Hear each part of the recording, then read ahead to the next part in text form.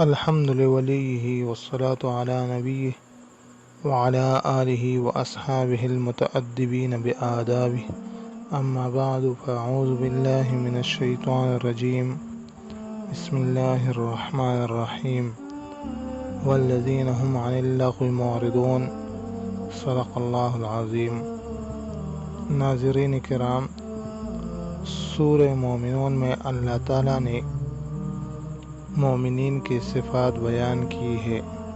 ان صفات میں سے ایک صفت یہ بھی ہے والذین هم عن اللغو معرضون، یعنی فلاح یافتہ مومن وہ ہے جو لغو سے اعراض کرتے ہیں، کنارہ کشی اختیار کرتے ہیں۔ اس آیت کریمہ کے دو مطلب ہو سکتے ہیں۔ ایک یہ کہ اگر کوئی شخص تمہارے ساتھ بیہودہ گفتگو کرے یا بیہودہ معاملہ کرے تو تم اس کا جواب نہ دو، یعنی گالی کا جواب گالی سے نہ دو، بلکہ اس سے کنارہ کش ہو جاؤ اور اس کو معاف کر دو۔ اس آیت کریمہ کا دوسرا مطلب یہ ہے کہ فلاح یافتہ مومن وہ ہے جو فضول کاموں سے بچتے ہیں، یعنی ایسے کاموں سے بچتے ہیں جس میں نہ دنیا کا کوئی فائدہ ہے اور نہ آخرت کا کوئی فائدہ ہے۔ لغو کی معنی ہے وہ کام جس کا کوئی فائدہ نہیں بلکہ وہ کام فضول ہے۔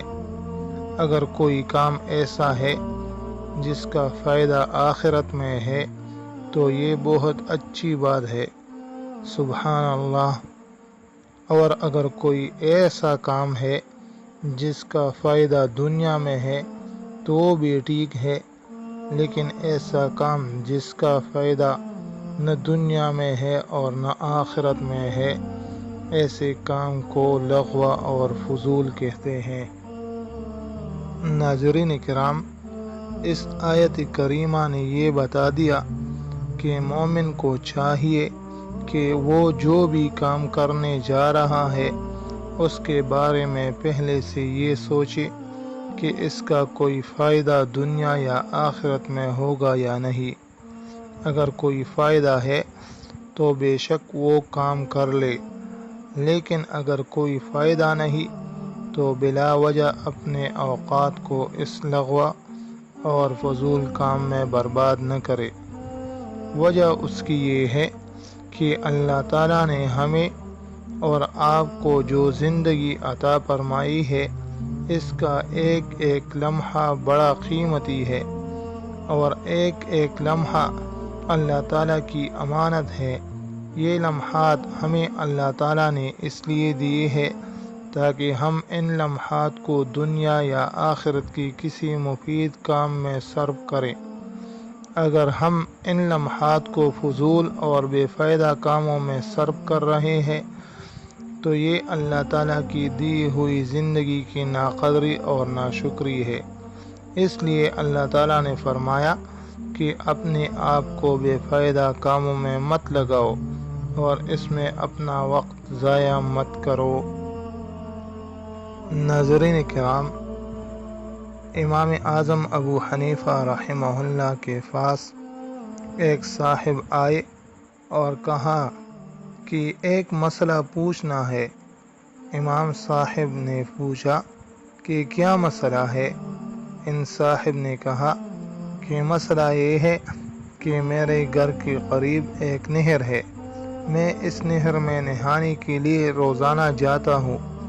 جب میں اس نہر میں داخل ہوتا ہوں تو نہر میں داخل ہوتے وقت مجھے اپنا منہ مغرب کی طرف کرنا چاہیے یا مشرق کی طرف کرنا چاہیے، یعنی قبلہ کی طرف کروں یا دوسری طرف کر لوں؟ امام صاحب رحمہ اللہ نے جواب دیا کہ تم اپنا منہ اپنے کپڑوں کی طرف کر لیا کرو کہ کوئی تمہارے کپڑے لے کر نہ بھاگ جائے۔ امام صاحب رحمہ اللہ کا مقصد یہ بتلانا تھا کہ جب شریعت نے تمہارے اوپر کوئی پابندی نہیں لگائی کہ نہاتے وقت اپنا منہ مغرب کی طرف کرو یا مشرق کی طرف کرو، تو پھر خواہ مخواہ اپنے آپ کو پابند کرنا عقل مندی کا کام نہیں۔